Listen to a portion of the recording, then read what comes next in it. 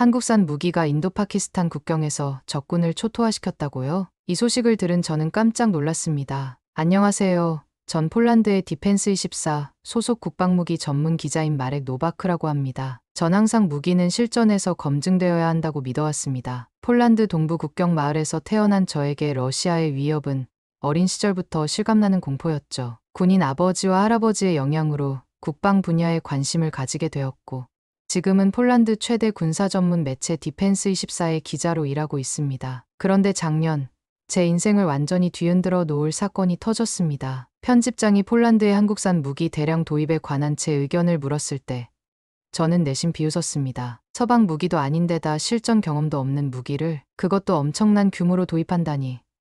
나토 회원국 중 이런 선택을 한 나라가 있었나 싶었죠. 그렇게 시작된 한국산 무기에 대한 저의 의심은 꽤 오랫동안 지속되었습니다. 전 독일제 판처하우비츠나 미국의 M109가 검증된 무기라고 굳게 믿었거든요. 그런데 폴란드 국방부는 672 문의 한국산 K9 자주포를 도입하겠다는 계약을 체결했습니다. 저는 곧바로 특집 기사를 준비했습니다. 제목은 실전 검증 안 된 무기, 폴란드의 모험적 선택이었죠. 그날 우리 사무실에 폭탄과도 같은 뉴스가 날아들었습니다. 인도와 파키스탄 국경에서 긴장이 고조되며 실제 교전이 발생했고, 인도군은 K9 자주포를, 파키스탄은 중국산 SH-15 자주포를 전면 배치했다는 소식이었습니다. 한국산 무기와 중국산 무기의 실전 맞대결이 벌어진 것입니다. 편집장은 저에게 현장 취재를 지시했습니다. 그 순간 사무실로 들어온 인물이 있었습니다. 폴란드에서 가장 영향력 있는 군사 평론가이자 유튜버인 마르친 리, 흔히 리첸이라 불리는 중국계 평론가였죠. 그는 냉소적인 표정으로 저를 쳐다보았습니다. 초국 한국의 장난감 무기가 실전에서 어떻게 되는지 보게 될 거요. 그의 한마디에 사무실은 순간 얼어붙었고,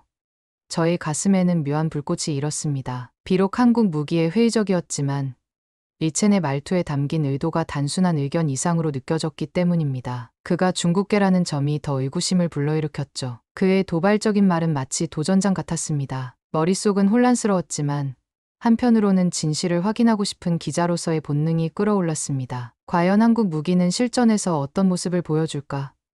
리첸의 말처럼 그저 과장된 홍보에 불과한 걸까? 아니면 우리가 알지 못했던 진실이 있는 걸까? 비행기 창문 너머로 구름이 빠르게 지나갔습니다. 인도로 향하는 기내에서 저는 침묵 속에 잠겼습니다. 머릿속에는 수많은 의문이 맴돌았죠. 한국이라는 나라, 그들이 만든 무기에 대해 전 얼마나 알고 있는 걸까? 사실 거의 아는 게 없었습니다. 그저 아시아의 작은 나라, 미국의 안보 우산 아래에 있는 나라, 방산 후발주자 정도로만 생각했죠. 그들의 무기가 실전에서 증명할 가치가 있을까? 의심이 들었습니다. 하지만 이제 곧 그 진실을 제 눈으로 확인하게 될 것입니다. 인도의 뜨거운 공기가 저를 기다리고 있었습니다. 그리고 아마도 제가 알지 못했던 더 많은 진실들도.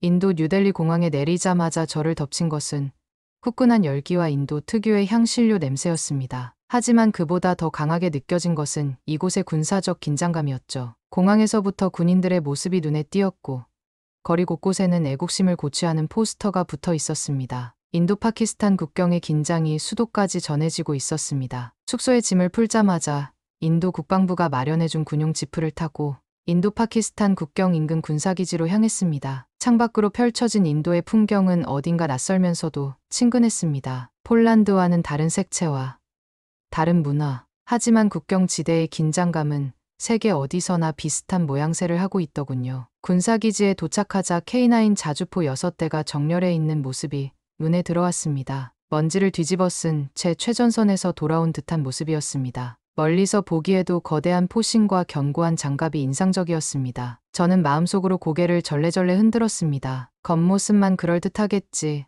하는 생각이 들었거든요. 그날 저녁, 기지 내 식당에서 인도군 장교들과 식사를 하게 되었습니다. 인도식 커리와 난을 먹으며 자연스럽게 대화를 이어나갔습니다. 나비브 대위는 K9에 대한 강한 신뢰를 보였습니다. 그의 눈빛에서 진정성이 느껴졌습니다. 반면 라제시 소령은 회의적인 시선을 거두지 않았습니다. 그는 파키스탄의 SH-15 도입을 언급하며 저에게 진지한 눈빛을 보냈습니다. 그의 말은 제 마음속 의심을 더 키웠습니다. 분명 파키스탄이 중국산 무기를 선택한 데는 이유가 있을 텐데.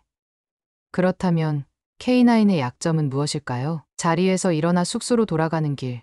저는 깊은 생각에 잠겼습니다. 인도군 내에서도 의견이 갈리는 상황. 이것이 객관적 평가인지 아니면 다른 요인이 작용하는 건지 판단하기 어려웠습니다. 소령의 회의적인 태도가 군사적 판단인지 아니면 정치적 입장 차이에서 비롯된 것인지 파악하기 힘들었죠. 숙소에 도착해 노트북을 펼쳐놓고 그날의 취재 내용을 정리했습니다. 한쪽에는 나비브 대위의 긍정적 평가, 다른 쪽에는 라제시 소령의 회의적 시각, 두 의견 사이에서 객관적 진실을 찾아야 한다는 압박감이 밀려왔습니다. 저는 창밖을 바라보며 한숨을 내쉬었습니다. 창밖으로 보이는 인도의 밤하늘은 폴란드와 다르게 별이 선명했습니다. 그 순간 리첸의 얼굴이 떠올랐습니다. 그가 자신만만하게 던진 말들이 귓가에 맴돌았습니다. 소국에 과대 포장된 무기, 과연 그런 걸까요?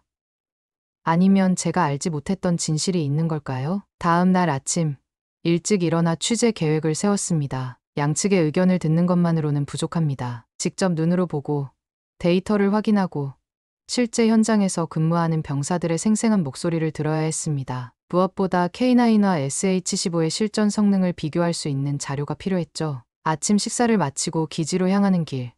갑자기 휴대폰에 알림이 울렸습니다. 폴란드 동료 에바가 보낸 메시지였습니다. 마렉, 조심해. 리첸이 당신의 취재에 관심을 보이고 있어. 그가 운영하는 폴란드 중국 군사협력 커뮤니티에서 당신을 언급했어. 메시지를 읽는 순간 제 머릿속에 경고등이 켜졌습니다. 단순한 무기 성능 비교를 넘어선 무언가가 여기 있습니다. 정보전, 여론전, 그리고 그 배후에 있을지 모르는 더 큰 이해관계. 이제 저는 단순한 기자가 아니라 이 복잡한 관계 속에서 진실을 찾아야 하는 상황에 처한 것 같았습니다. 그렇게 저의 본격적인 취재가 시작되었습니다. 한국산 무기와 중국산 무기의 대결 속에서 무엇이 진실이고 무엇이 선전인지 구분해야 했습니다. 그리고 그 과정은 제가 예상했던 것보다 훨씬 더 복잡하고 위험한 여정이 될 것이었습니다. 취재 3일째, 인도군 기지 식당에서 아침을 먹고 있을 때 폴란드에서 또 연락이 왔습니다. 에바였습니다. 우리는 오랫동안 함께 일해온 동료이자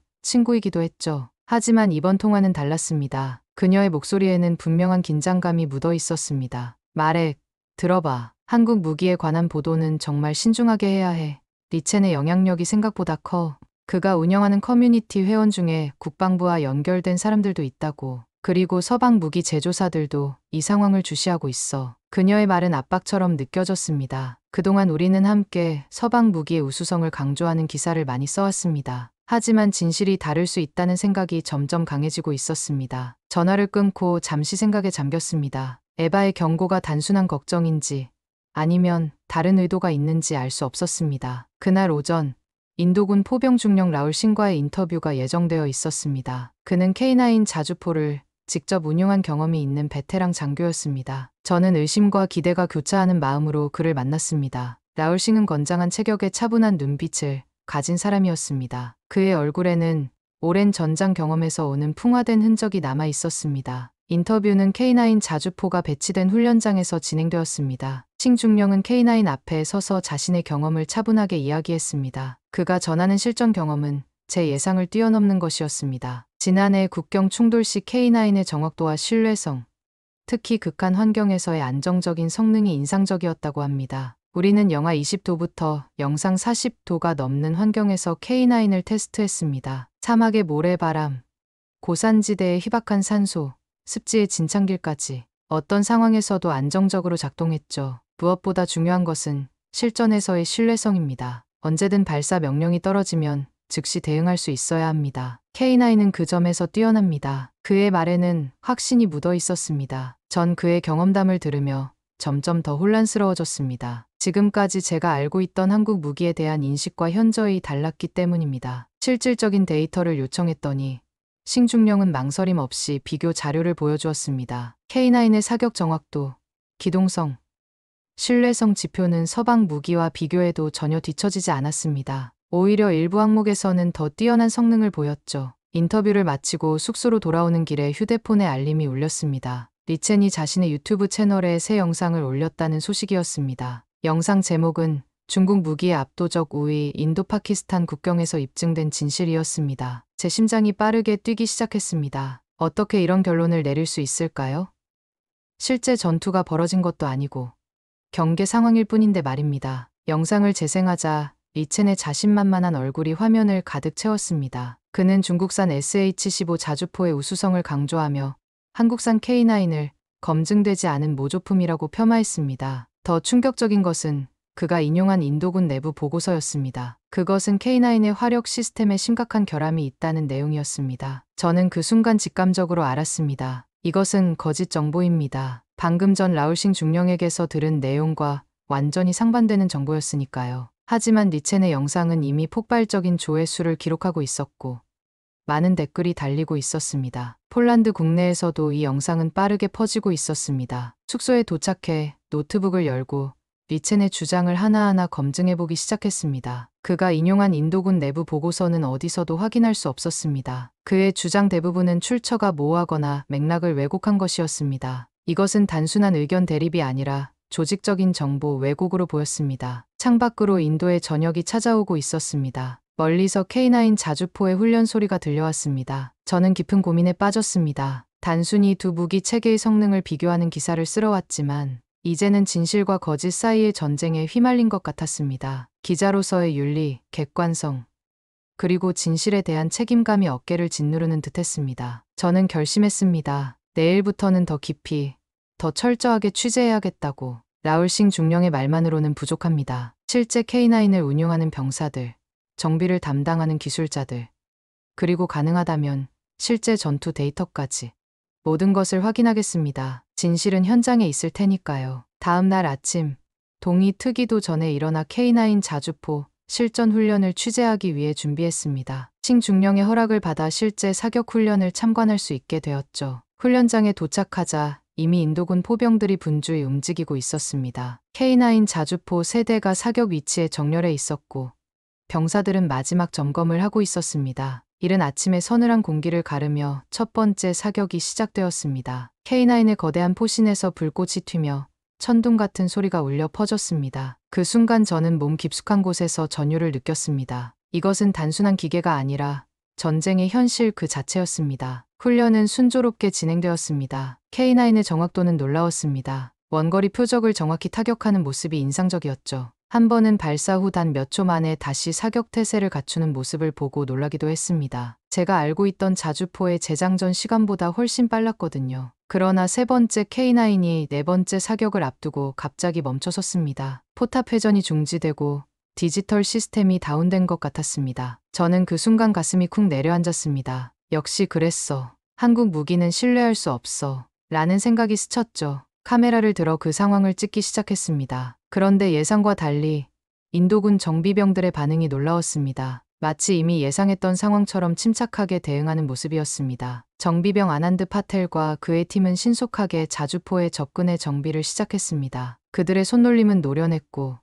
얼굴에는 당황한 기색이 전혀 없었습니다. 정비를 지켜보는 동안 다른 K9 두 대는 계속해서 정상적으로 훈련을 이어갔습니다. 놀랍게도 고장난 K9은 정확히 20분 만에 완전히 복구되었습니다. 파텔은 자신감 넘치는 표정으로 엄지손가락을 치켜세웠고 고장났던 K9은 다시 사격을 시작했습니다. 마치 아무 일도 없었던 것처럼 말입니다. 숙소로 돌아와 취재 내용을 정리하던 중 또다시 알림이 울렸습니다. 리첸이 새 영상을 올렸다는 소식이었습니다. 제목은 한국산 K9의 실전 고장 현장 포착이었습니다. 가슴이 철렁 내려앉았습니다. 어떻게 그가 오늘 훈련 내용을 알고 있는 걸까요? 영상을 재생하자 충격적인 장면이 펼쳐졌습니다. 제가 목격한 바로 그 고장 장면이었습니다. 하지만 영상은 고장 순간만 편집되어 있었고 정비병들이 신속하게 수리하는 장면은 완전히 누락되어 있었습니다. 리첸은 영상에서 비웃는 표정으로 말했습니다. 이것이 바로 폴란드가 수백 대 도입하기로 한 한국산 무기의 실체입니다. 실전에서 고장나면 어떻게 될까요? 병사들의 생명이 위험에 처할 것입니다. 저는 전율했습니다. 이것은 명백한 왜곡이었습니다. 하지만 영상은 이미 수천 회의 조회수를 기록하고 있었고 폴란드 국방 커뮤니티에서도 빠르게 퍼지고 있었습니다. 에바에게서 메시지가 왔습니다. 봤어? 국방부에서도 이 영상을 보고 있대. 무슨 일이야? 저는 책상을 주먹으로 내리쳤습니다. 이건 저널리즘이 아닙니다. 이건 정보전입니다. 진실은 현장에 있었지만 왜곡된 정보가 사실보다 더 빠르게, 더 멀리 퍼지고 있었습니다. 제가 직접 보고 경험한 것과 온라인에서 퍼지는 이야기는 완전히 달랐습니다. 저는 파텔을 다시 만나야겠다고 생각했습니다. 그의 경험, 그가 책임지고 있는 K9 정비에 대한 이야기를 더 깊이 들어보고 싶었습니다. 왜 그들은 고장에 당황하지 않았을까요? 어떻게 그렇게 빨리 수리할 수 있었을까요? 20분이라는 시간이 전장에서 어떤 의미인지 물어보고 싶었습니다. 밤이 깊어가는 인도의 하늘을 바라보며 깊은 한숨을 내쉬었습니다. 저는 절망과 혼란 속에서 무력감을 느꼈습니다. 진실을 추구하는 기자로서 왜곡된 정보가 사실을 압도하는 현실이 괴로웠습니다. 이것은 단순한 무기 비교 기사가 아니었습니다. 이것은 진실과 거짓, 사실과 선전 사이의 전쟁이었습니다. 다음 날의 취재 계획을 세우면서 결심했습니다. 더 깊이, 더 자세히, 그리고 무엇보다 더 진실되게 취재하겠다고. 저는 K9의 정비 시스템, 고장 대응 프로토콜, 그리고 실전에서의 생존성에 대해 더 알아봐야 했습니다. 그리고 무엇보다 이 정보 왜곡의 배후에 있는 의도를 파헤쳐야 했습니다. 창밖으로 새벽이 밝아오고 있었습니다. 새로운 하루, 새로운 도전이 기다리고 있었습니다. 그리고 아마도 더 많은 진실도 말입니다. 아침, 휴대폰에 쏟아지는 메시지 알림음에 잠에서 깼습니다. 폴란드 본사에서 온 연락이었습니다. 편집장은 단호한 어조의 음성 메시지를 남겼습니다. 상황이 심각하다는 내용이었습니다. 리첸의 영상이 국방부 고위 관계자들 사이에서도 공유되고 있으며 한국 무기 도입에 대한 의문과 우려가 커지고 있다고 했습니다. 확실한 증거가 필요하다는 압박이 느껴졌습니다. 그의 말은 끝나지 않았지만 의미는 명확했습니다. K9 도입에 제동이 걸릴 수 있거나 더 직접적으로는 제 기사가 채택되지 않을 수도 있다는 암시였습니다. 정말 이런 상황이 벌어지고 있는 건가요? 제가 본 것은 K9의 효율성과 신뢰성이었는데 왜 모두가 한두 번의 고장에만 집착하는 걸까요? 커피 한 잔으로 정신을 차리고 오늘의 취재 계획을 세웠습니다. 이제는 더 깊이 파고들어야 했습니다. 일시적 고장 이후 신속한 정비를 수행한 아난드 파텔을 만나는 것이 첫 번째 일정이었습니다. 기지의 정비 창고에서 그를 만났습니다. 그는 손에 기름때를 묻힌 채 K9의 엔진을 점검하고 있었습니다. 파텔은 진지한 표정으로 자신의 경험을 나눴습니다. K9은 다른 자주포들에 비해 정비가 용이하다고 했습니다. 모듈식 설계로 부품 교체가 쉽고 진단 시스템이 정밀의 문제를 빠르게 찾아낼 수 있다는 점을 강조했습니다. 더 놀라운 것은 그들이 사용하는 정비 앱이었습니다. 한국에서 개발한 톰스라는 시스템을 통해 원격으로도 진단과 지원이 가능하다는 사실이었습니다. 어제의 고장은 사실 고장이라고 부르기도 민망할 정도의 작은 문제였다고 합니다. 포탑 회전 시스템의 센서 오류였고 그들은 이미 비슷한 상황을 여러 번 훈련했기에 정확히 어떤 조치를 취해야 하는지 알고 있었다고 합니다. 파텔은 이런 일이 모든 무기 시스템에서 발생할 수 있으며 중요한 건 얼마나 빨리 대응하느냐는 것이라고 덧붙였습니다. 파텔의 작업실 벽에는 여러 자주포의 정비 데이터가 차트로 붙어 있었습니다. 저는 놀라운 수치를 발견했습니다. K9의 정비 시간은 다른 시스템들에 비해 평균 30%나 짧았고 부품 가용성도 훨씬 높았습니다. 이것은 전장에서 결정적인 차이를 만들어내는 요소였습니다. 다음으로 K9 운용병들을 만났습니다. 여러 포수와 조종수, 지휘관들의 이야기는 일관되었습니다. K9은 직관적이고 조작이 용이하며 특히 극한 환경에서도 안정적으로 작동한다는 것이었습니다. 한 베테랑 포수의 눈빛에서 진심을 읽을 수 있었습니다. 그는 이전에 러시아제 자주포도 다뤄봤지만 비교할 수 없다고 했습니다. K9은 마치 그의 몸의 일부처럼 느껴지며 반응이 빠르고 정확하고 무엇보다 신뢰할 수 있다고 했습니다. 오후에는 인도군 고위 장성 비크람 차우드리 소장을 만날 기회가 있었습니다. 차우드리 소장은 저에게 기밀이 해제된 K9의 실전 데이터를 보여주었습니다. 사격 정확도, 기동성,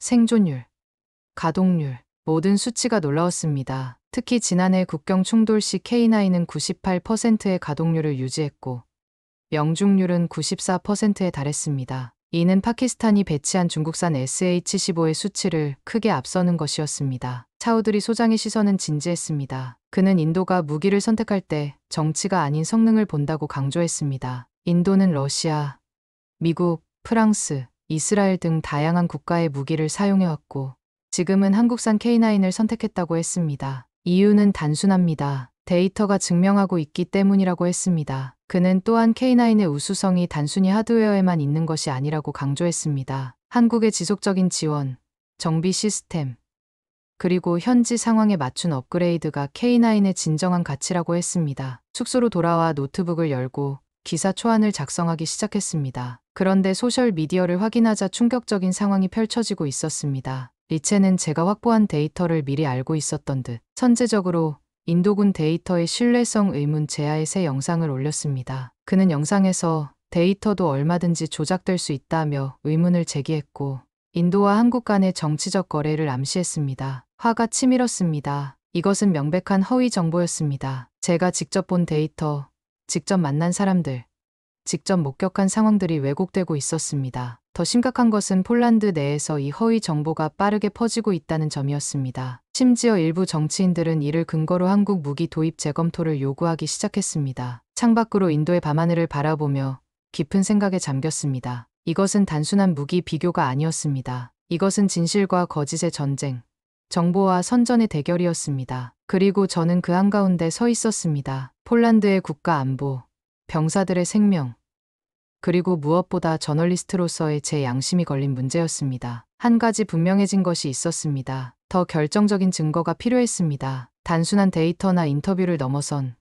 누구도 부정할 수 없는 실질적인 증거가요. 그리고 그것을 찾기 위해 저는 더 깊이, 더 위험한 곳으로 들어가야 했습니다. 다음 날 새벽, 갑자기 기지 전체에 비상 사이렌이 울렸습니다. 저는 잠에서 깨어 황급히 방 밖으로 뛰쳐나갔습니다. 기지 전체가 긴장감으로 가득 차 있었습니다. 병사들은 신속하게 각자의 위치로 이동하고 있었고 장교들은 긴급 지시를 내리고 있었습니다. 칭중령을 발견하고 상황을 물었습니다. 그의 표정은 긴장되어 있었습니다. 파키스탄군이 국경 인근에 포병 부대를 전진 배치했고 지난 밤부터 긴장이 고조되고 있다고 했습니다. 2시간 전부터는 소규모 총격전이 시작되었고 포병 대결로 확대될 가능성이 높아졌다고 합니다. 그는 저에게 안전한 곳으로 대피할 것을 권했지만 저는 망설임 없이 취재를 계속하고 싶다고 말했습니다. 칭중령은 잠시 고민하더니 한 가지 제안을 했습니다. 국경에서 약 4km 떨어진 전방 관측소로 이동하면 상황을 지켜볼 수 있지만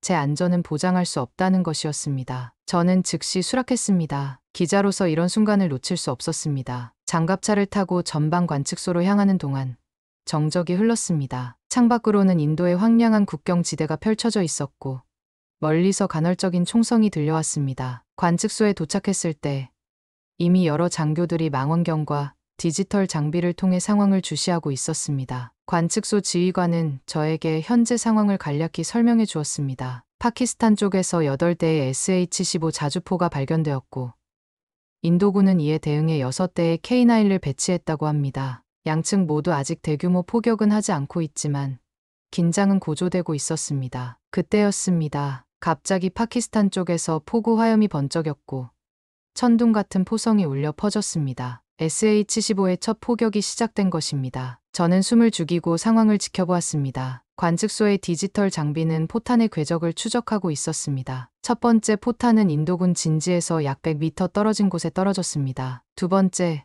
세 번째 포탄도 비슷한 오차를 보였습니다. 인도군의 응답은 신속했습니다. K9 자주포들이 일제히 포문을 열었습니다. 저는 놀라운 광경을 목격했습니다. K9 포탄은 정확하게 파키스탄 포병 진지를 강타했습니다. 디지털 장비를 통해 확인된 명중률은 놀라웠습니다. 첫 번째 포격에서 K9은 6발 중 5발을 목표물에 명중시켰습니다. 전투는 약 30분간 지속되었습니다. 이 과정에서 저는 양측 무기 체계의 확연한 차이를 목격했습니다. K9은 신속한 발사와 재장전, 정확한 명중, 그리고 빠른 위치 변경으로 압도적인 우위를 점했습니다. 반면 SH-15는 여러 차례 명중에 실패했고 두 대는 기술적 문제로 전투 중 작동을 멈추는 모습도 보였습니다. 가장 인상적이었던 것은 K9의 슈트 앤 스쿠트 능력이었습니다. 발사 후 단 몇 초 만에 위치를 옮겨 적의 대포병 사격을 피하는 모습은 경이로웠습니다. 이것은 실전에서 생존을 결정짓는 핵심 능력이었습니다. 긴장감 속에서 시간이 흘렀고 마침내 포격이 멈췄습니다. 파키스탄군은 뚜렷한 타격을 입고 후퇴했고 인도군은 방어선을 지켜냈습니다. 관측소의 장교들 사이에서 안도의 한숨이 들렸습니다. 저는 그 순간 K9의 실전 가치를 확실히 깨달았습니다. 이것은 단순한 무기가 아니라 병사들의 생명을 지키고 임무를 완수하는 핵심 전력이었습니다. 기지로 돌아와 소식을 전하자 모두가 환호했습니다. 칭중령의 표정에는 자부심이 가득했습니다. 그는 조용히 저에게 말했습니다. 오늘의 성과는 우연이 아니라 철저한 훈련과 신뢰할 수 있는 장비가 만들어낸 결과라고. K9이 아니었다면 이런 결과는 불가능했을 것이라고 덧붙였습니다. 숙소로 돌아와 곧바로 기사 작성에 착수했습니다. 오늘 목격한 것은 어떤 데이터나 인터뷰보다 강력한 증거였습니다. 실전에서 입증된 K9의 우수성, SH-15와의 확연한 성능 차이, 그리고 이것이 병사들의 생명과 임무 수행에 미치는 결정적 영향. 저는 이 모든 것을 솔직하고 객관적으로 담아내려 했습니다. 그러나 기사를 거의 완성했을 때 에바에게서 긴급 메시지가 왔습니다. 리첸이 또다시 새로운 영상을 올렸다는 내용이었습니다. 저는 떨리는 손으로 영상을 재생했습니다. 믿을 수 없는 광경이 펼쳐졌습니다. 리첸은 오늘 있었던 교전을 완전히 다르게 해석하고 있었습니다. 그는 파키스탄군이 의도적으로 후퇴한 것이라고 주장하며 K9의 성과를 폄하하고 있었습니다. 심지어 조작된 듯한 영상과 그래프를 보여주며 SH-15의 우수성을 역설하고 있었습니다. 분노가 치밀어 올랐습니다. 이건 더 이상 단순한 의견 차이가 아니었습니다. 이것은 명백한 거짓말이었고 위험한 선동이었습니다. 실제로 목숨을 걸고 싸우는 병사들에 대한 모욕이었고 무기 체계의 신뢰성에 대한 심각한 왜곡이었습니다. 그리고 이런 허위 정보가 폴란드의 국방 정책에 영향을 미칠 수 있다는 사실이 저를 더욱 괴롭혔습니다. 창밖으로 인도의 밤하늘을 바라보며 깊은 숨을 내쉬었습니다. 마음속 깊은 곳에서 확신이 솟아올랐습니다. 진실은 현장에 있다는 것, 제가 직접 본 것, 직접 경험한 것, 그것이 바로 진실입니다. 어떤 선전이나 어떤 압력도 그 진실을 바꿀 수 없습니다. 저는 그 순간 내적 결단을 내렸습니다. 객관적 진실만을 보도하겠다고. 그것이 어떤 결과를 가져오든 어떤 비난을 받게 되든 상관없이 기자로서 그리고 한 사람의 양심으로서 제가 할 수 있는 유일한 선택이었습니다. 앞으로 어떤 도전이 기다리고 있을지 모릅니다. 하지만 한 가지는 확실했습니다. 진실은 언제나 그 자리에 있고 결국에는 모든 거짓을 이겨낼 것이라는 믿음이었습니다. 다음 날 아침, 저는 확고한 결심을 안고 일어났습니다. 지금까지의 취재는 충분하지 않았습니다. 진정한 이야기는 전선에서 K9과 함께한 사람들의 목소리에 있었습니다. 오늘은 최전방 마을부터 시작해 정비소, 포병 진지까지 모든 곳을 방문할 계획이었습니다. 국경 인근의 작은 마을에 도착했을 때 어제의 포격 흔적이 여기저기 남아 있었습니다. 파괴된 건물, 타는이 남은 담벼락, 그리고 불안과 안도가 뒤섞인 주민들의 표정이 인상적이었습니다. 마을 노인 한 분이 저를 알아보고 다가왔습니다. 그의 깊게 패인 주름에는 오랜 국경 지역 삶의 고단함이 새겨져 있었습니다. 노인의 눈빛은 진지했습니다. 그는 지난 수십 년간 이 마을에 살면서 수많은 국경 충돌을 목격해왔다고 했습니다. 어제의 상황에 대해 묻자 그는 깊은 숨을 들이쉬었습니다. 지금까지 본 적 없는 정확한 포격이었다고 합니다. K9 자주포가 배치된 이후 마을 주민들은 처음으로 파키스탄의 포격으로부터 신속하게 보호받을 수 있었다고 했습니다. 이전에는 우리 마을이 공격당하면 대응까지 시간이 너무 오래 걸렸습니다. 하지만 지금은 다릅니다. 이 한국 무기들이 우리를 지켜줍니다. 그의 말에는 진정한 감사함이 묻어 있었습니다. 이것은 단순한 무기 성능의 문제가 아니라 실제 사람들의 생명과 안전에 관한 문제였습니다. 다음으로 국경 초소에서 근무하는 병사들을 만났습니다. 그들의 얼굴에는 피로가 역력했지만 자부심도 함께 있었습니다. 한 젊은 병사는 어제의 전투에 대해 생생하게 이야기했습니다. K9의 정확한 포격이 없었다면 그들의 초소는 쉽게 함락되었을 것이라고 했습니다. 특히 K9의 신속한 대응 능력이 결정적이었다고 강조했습니다. 또 다른 병사는 더 감정적인 이야기를 들려주었습니다. 작년에 그는 구형 자주포로 무장한 부대에 있었고 동료 여러 명을 잃었다고 합니다. 하지만 K9이 배치된 이후 그들은 더 이상 적의 포격에 무방비 상태로 노출되지 않았습니다. 그의 눈에는 눈물이 맺혔습니다. 이것은 단순한 무기가 아니라 그들의 생명줄이었습니다. 정비소로 이동해 어제 전투 후 복귀한 K9을 살펴보았습니다. 파텔과 그의 팀은 이미 모든 자주포를 점검하고 있었습니다. 놀랍게도 대부분은 경미한 정비만 필요했고 단 한 대만 포신 부품 교체가 필요했습니다. 파텔은 자랑스러운 표정으로 설명했습니다. K9의 내구성은 그들의 예상을 뛰어넘었고 특히 자가진단 시스템 덕분에 문제를 미리 발견하고 예방할 수 있었다고 합니다. 마렉 씨, 저는 이전에 러시아제, 중국제 장비들도 다루어 봤습니다. 비교할 수 없습니다. K9은 정비병을 위한 무기라고 할 수 있죠. 정비가 쉽고 부품 호환성이 뛰어나고 무엇보다 신뢰할 수 있습니다. 어제 같은 상황에서 다른 무기였다면 우리는 밤새 수리해도 모두 정상화하지 못했을 겁니다. 오후에는 어제 전투를 지휘했던 포병 대대장을 만났습니다. 그의 사무실 벽에는 다양한 지도와 작전 계획이 붙어 있었고 책상 위에는 어제 교전의 상세한 분석 보고서가 놓여 있었습니다. 대대장은 저에게 그 보고서를 보여주었습니다. 수치는 명확했습니다. K9은 97%의 명중률을 기록했고 적의 화력을 70% 이상 억제했습니다. 반면 SH-15는 58%의 명중률을 보였고 두 대는 완전히 기능을 상실했습니다. 만약 K9이 없었다면 우리는 이 방어선을 지키지 못했을 것입니다. 이것은 과장이 아닌 사실입니다. 대대장의 말에는 흔들림이 없었습니다. 그는 이어서 K9의 기술적 우위보다 더 중요한 것이 있다고 강조했습니다. 바로 한국의 지속적인 지원과 업그레이드, 그리고 현지 상황에 맞는 맞춤형 개선이었습니다. 이것이 단순한 무기 판매가 아닌 진정한 군사 협력의 모습이라고 했습니다. 마지막으로 K9 훈련을 담당하는 교관을 만났습니다. 그는 K9의 직관적인 인터페이스와 우수한 훈련 시스템이 병사들의 학습 곡선을 크게 단축시켰다고 설명했습니다. 특히 시뮬레이터를 통한 훈련은 실전 경험 없이도 높은 수준의 숙련도를 얻을 수 있게 해주었습니다. 우리는 K9을 단순한 무기가 아닌 하나의 체계로 받아들였습니다. 하드웨어, 소프트웨어, 정비, 훈련.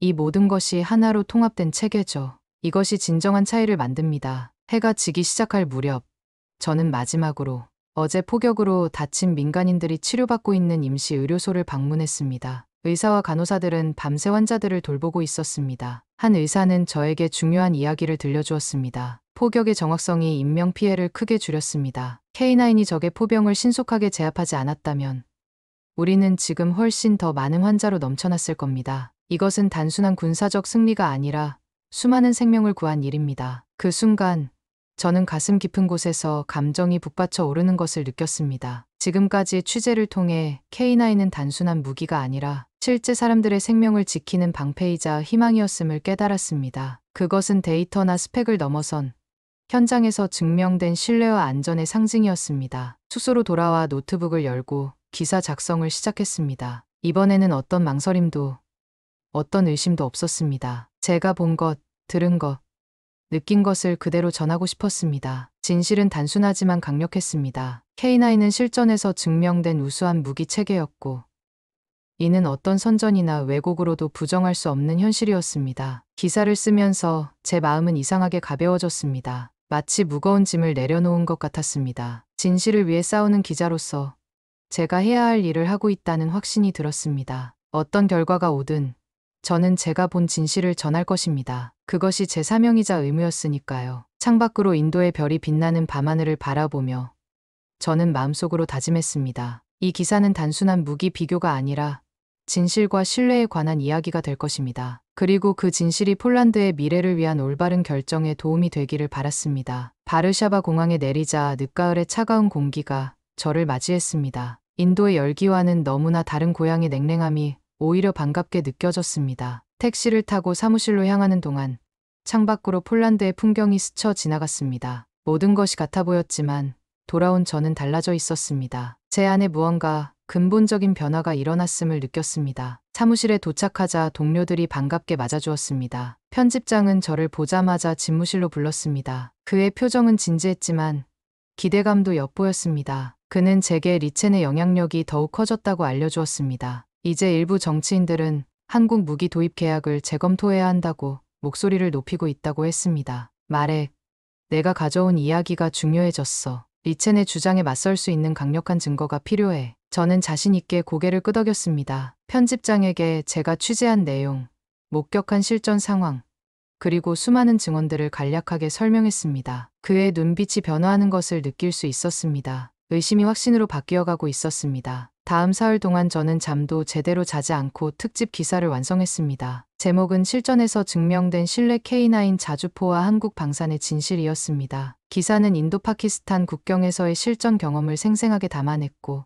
객관적 데이터와 현장의 목소리를 균형 있게 배치했습니다. 무엇보다 중요한 것은 진실에 대한 저의 확신이었습니다. 기사는 디펜스24의 온라인판과 인쇄판에 동시에 게재되었고 폭발적인 반응을 일으켰습니다. 댓글란은 즉시 활기를 띠었고 많은 독자들이 이 기사를 소셜미디어에 공유했습니다. 특히 군 관계자들과 안보 전문가들의 반응이 뜨거웠습니다. 그들은 제가 전한 실전 데이터와 인도군의 경험이 기존에 알려진 정보와는 차원이 다르다고 평가했습니다. 출근길에 국방부 대변인의 전화를 받았습니다. 그는 제 기사가 고위 관계자들 사이에서 회람되고 있으며 정책 결정에 중요한 참고 자료가 되고 있다고 알려주었습니다. 이것은 기자로서 받을 수 있는 가장 큰 보상이었습니다. 놀랍게도 리첸도 반응을 보였습니다. 그는 자신의 채널에서 제 기사를 비판하는 영상을 올렸지만 이전과 달리 감정적인 공격보다는 기술적 논쟁에 중점을 두었습니다. 그의 영향력이 약해지고 있음을 느낄 수 있었습니다. 진실은 결국 모든 거짓을 이겨내는 법이니까요. 기사 발행 일주일 후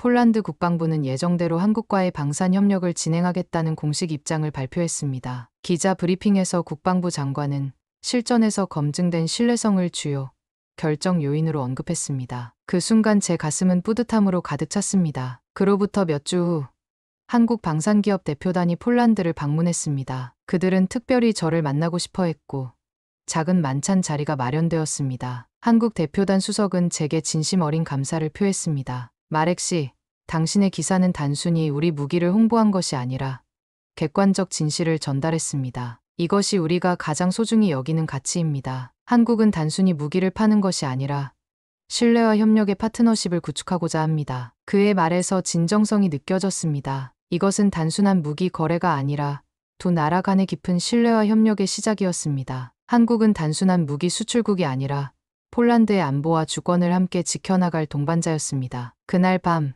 호텔 옥상 바에서 바르샤바의 야경을 바라보며 깊은 생각에 잠겼습니다. 인도에서의 경험이 제게 가르쳐준 것은 무기의 성능을 넘어선 더 깊은 가치였습니다. 한국은 짧은 시간 안에 세계적인 방산 강국으로 성장했고 그 바탕에는 끊임없는 혁신과 완벽을 추구하는 정신이 있었습니다. 그들의 기술력은 실전에서 증명되었고 무엇보다 사용자의 생명과 안전을 최우선으로 하는 철학이 모든 제품에 깃들어 있었습니다. 한국이 아니었다면 인도군은 국경을 지키는 데 훨씬 더 큰 어려움을 겪었을 것입니다. 한국이 아니었다면 폴란드의 국방 현대화는 훨씬 더 오랜 시간이 걸렸을 것입니다. 한국의 기술과 노하우는 단순한 무기를 넘어 국가의 안보와 주권을 지키는 필수적인 자산이었습니다. 제 기사가 발행된 지 한 달이 지났을 때 놀라운 소식을 들었습니다. 폴란드 국방부가 K9 운용 경험을 나누기 위해 K9 유저클럽에 가입하기로 결정했다는 것이었습니다. 이 모임은 한국,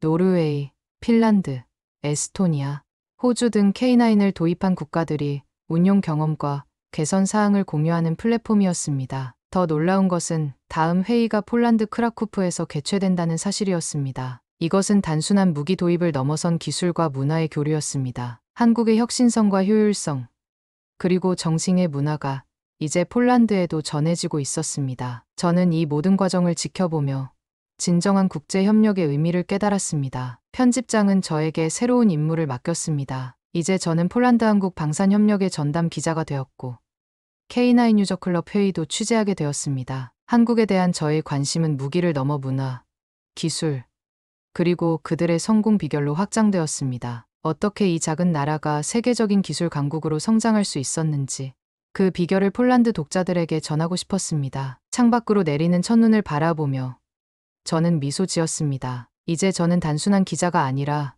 두 나라를 잇는 가교가 되어가고 있었습니다. 한국이 보여준 혁신과 신뢰, 끊임없는 발전은 폴란드에게도 중요한 교훈이 될 것입니다. 그리고 저는 그 과정을 기록하고 전달하는 사명을 가진 사람이 되었습니다. 한국은 단순한 트렌드나 일시적 협력국이 아니었습니다. 그들은 미래의 방향을 제시하는 등대와 같았습니다. 기술력, 신뢰성, 혁신, 그리고 사람 중심의 가치가 결합된 한국의 접근 방식은 세계를 변화시킬 잠재력을 가지고 있었습니다. 그리고 폴란드는 이제 그 여정의 중요한 동반자가 되어가고 있었습니다. 제 여정은 여기서 끝나지 않습니다. 오히려 진정한 시작일지도 모릅니다. 저는 앞으로도 진실을 추구하는 기자로서 그리고 한국과 폴란드의 가교로서 더 많은 이야기를 찾아 나설 것입니다. 왜냐하면 진정한 강함과 신뢰는 현장에서 증명되기 때문입니다. 마치 K9이 그랬던 것처럼, 마치 한국이 세계에 보여주고 있는 것처럼 말입니다. 오늘 저녁, 저는 제 책상 위에 새 노트를 펼쳐 놓았습니다. 그리고 첫 페이지에 이렇게 적었습니다. 한국의 기적, 기술을 넘어선 신뢰의 이야기.